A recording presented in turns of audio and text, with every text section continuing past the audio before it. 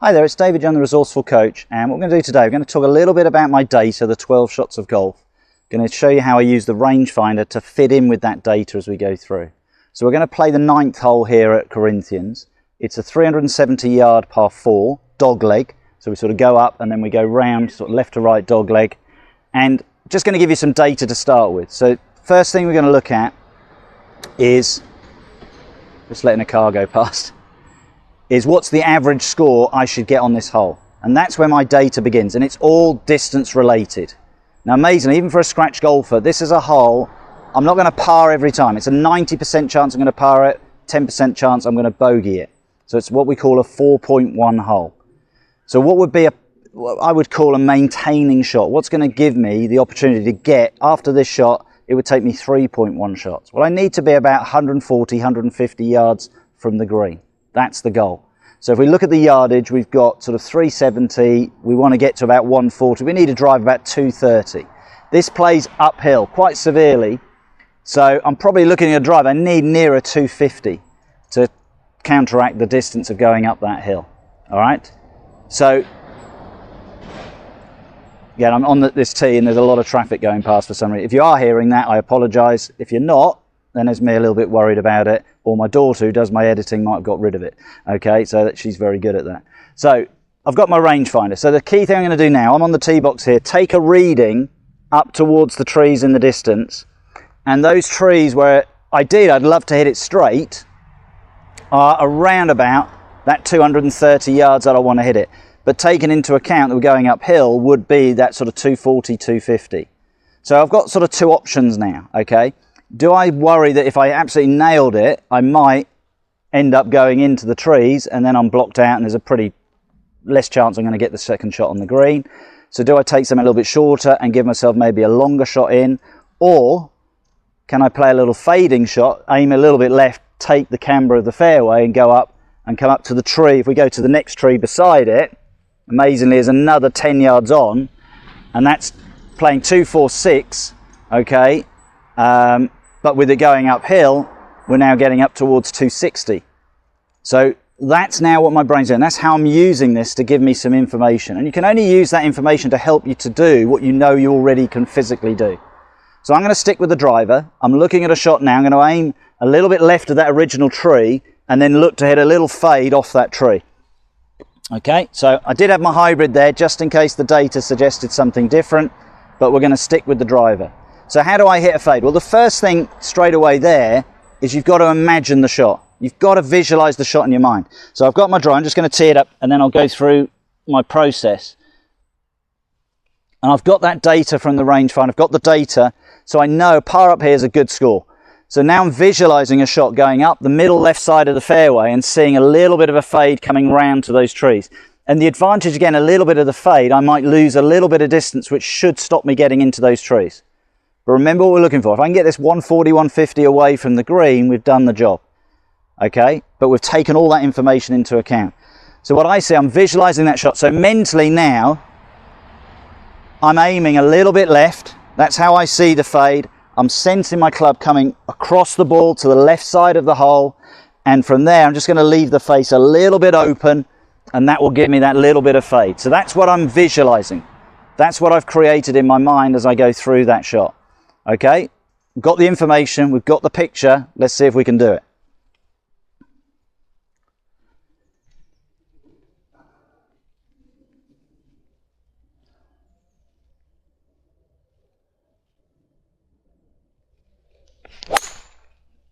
Well, I started exactly where I want. A little bit of fade. Let's see. Hope we haven't hit it too far.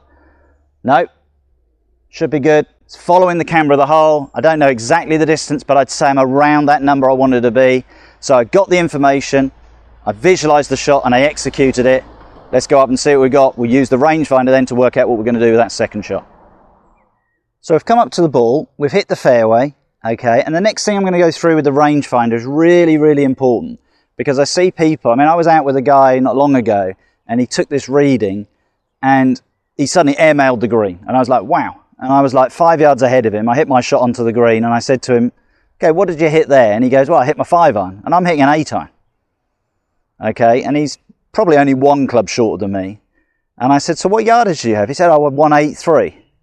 And I said, well, I'm 140 something. I can't remember exactly what it was. I was about 35, 40 yards difference in what we'd got. And what he'd done is he'd taken a reading. And sometimes what can happen is you may not get the flag, you might get a bit of the trees behind it. So if you are a golf course, I'm here and the 150 marker is just over there. And straight away, I'm looking at it, I'm thinking, well, I'm 150 yards away from the middle of the green. I can see the flag is on the front of the green, okay? So I'm looking probably at a number, this is the longest green on the golf course, I'm looking at a number around that 150, 155 is what I think I've left myself. So if I get a number that's so drastically different to that, I know I've probably picked something up. So that's just, I'd call it common sense. So I'm using that, I know those markers are probably 10 yards down, so that'd be 160 to the middle of the green. I've taken a reading and it's 151 playing one nearer to 160 because we're going up the hill. Okay, so just take your time, and this is why I say to golfers, we've got all this technology. I do think sometimes it slows play up, but so I would encourage you guys, get to your ball, get your whatever information you use. It might be a watch, might be the rangefinder like I use. I use the rangefinder because I can pick up lots of things. You saw what I did on the tee. I picked up trees in the distance. Your watch won't tell you that. It will just telling you front, middle, back of the green. But if that's all the information you need, that's fine. Okay, but I like this because if there's a fairway bunker or the dog leg, I can see exactly where I need to go. So I've got 160 uphill. Okay, here's the other bit of information. I know there's plenty of green behind that flag. So I don't need to be clever and just creep it on the front of the green.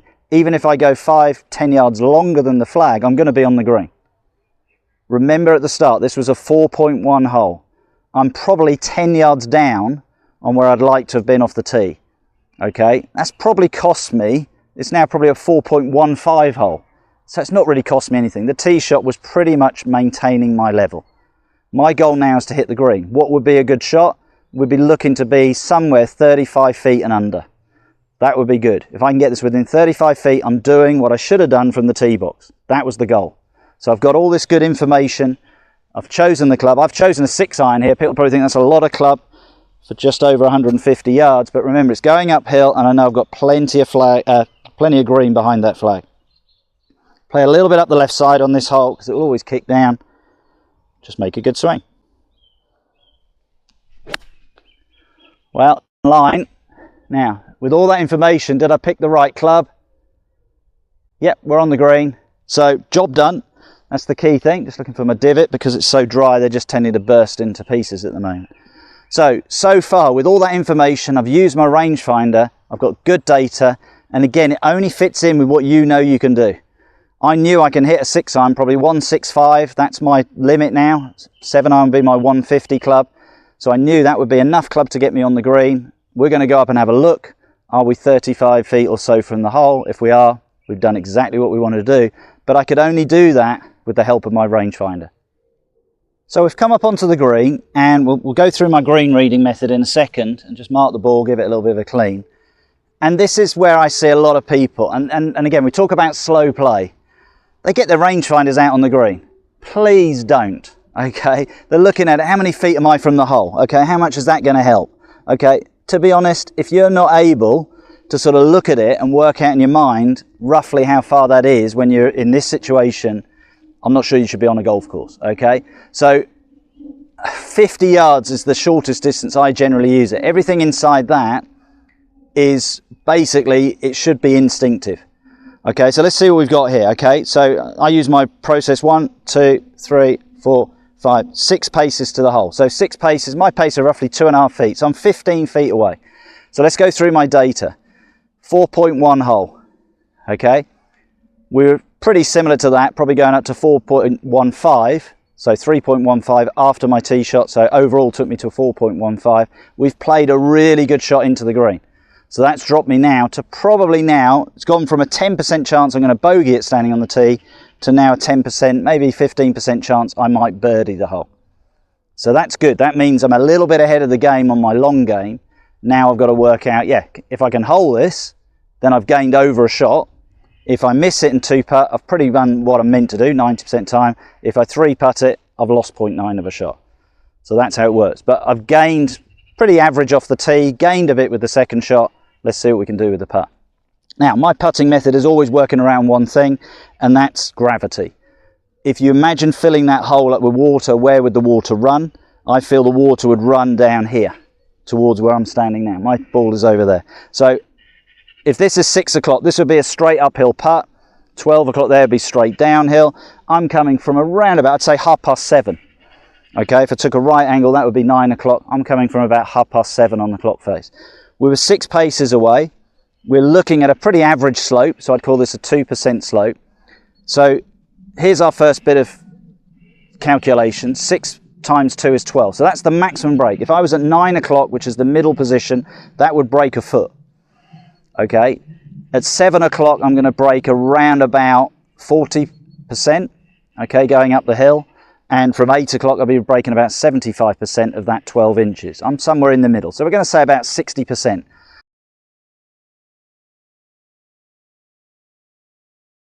So that's where I need to be aiming, opposite side of the hole of where the water would go. So I'm going to aim approximately 2 hole widths to the left. Because I'm coming from that lower point of the clock face, what I call under 9 o'clock, okay, round to the 6 o'clock, it has to be an uphill putt. So again, this is all good information to tell me what it's going to do. So I'm going to aim approximately 2 cups to the left. It's an uphill putt. If I hole it, brilliant. As I said, this is probably only a 10-15% chance of holing it. 90% chance I'm going to 2-putt it. That's the goal. Get it up that left side. Turn towards where the water would go out of the hole. Rolling it down. If it drops a bit more, oh, that's a good putt. Love it when I do that. Like to see it go that 9 inches past. Tap it in. Got my 4. So that 12 shots of golf video using the laser, showing you how we can get good information. But remember, that information is helping you to do what your skills can do. So that's a combination of you going and practicing, finding out what you can do with all your clubs, taking that data, taking it onto the course, use the laser to give you the distances. So I was able to work out where the trouble was, think, right, I now need to hit a ball into this position, off the tee, executed it really well, happy with that. Middle of the fairway, never going to be unhappy with that. Looked at the situation coming up the hill. Okay, and again, that's an important thing. This hole plays quite a bit uphill, so we'll always play longer. It's only 370 in yards. If I probably played a flat hole, that's a drive and a wedge. Today I hit drive 6-iron. Realize you've got to adapt to the conditions in front of you, and that's where the laser's brilliant, because I looked at it and I suddenly thought, yeah, the flag's towards the front because I related to the 150 markers, and then I knew I got loads of green going up the back there.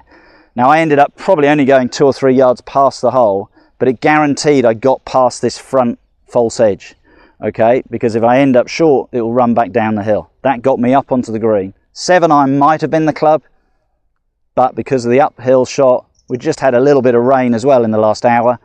The 6-iron was the right shot.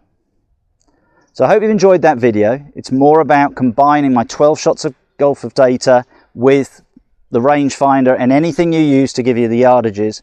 Develop your technique, develop your skills, know what you can do, use the rangefinder to help you. If you do, you're going to have a lot more success on the course. If you did enjoy the video, please subscribe to the channel, press the little bell for notifications. I put out videos every Tuesday and Friday, and we're also putting out some short videos now on Mondays and Thursdays. So there's 4 videos every week going out. Please enjoy them. If you have enjoyed it, share it with your friends, and I look forward to seeing you soon.